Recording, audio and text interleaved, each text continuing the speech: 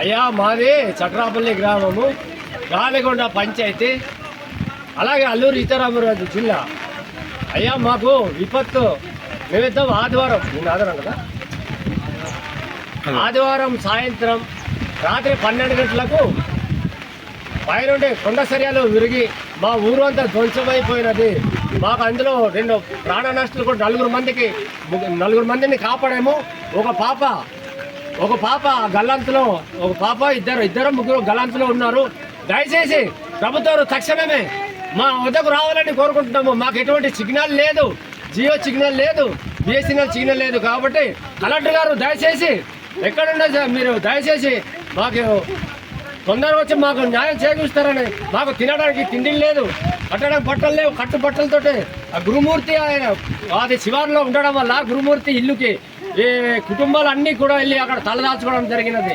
కాబట్టి తక్షణమే మాకు 24 గంటల లోపల మాకు వచ్చి మా గ్రామాన్ని సందర్శించాలనేసి మేము కోరుకుంటున్నాం సార్.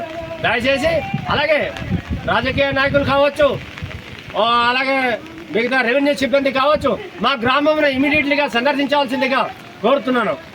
నమస్కారం సార్, నమస్తే, ఉంటాం సార్. దయచేసి మీరు తొందరగా మా కష్టాన్ని, మా గ్రామాన్ని ఆదుకుంటారని మేము కోరుకుంటాము సార్. ఇదిగోండి ఈరోజు పుత్తూరులో మరి ఎక్కండిరా బాబు. అమ్మ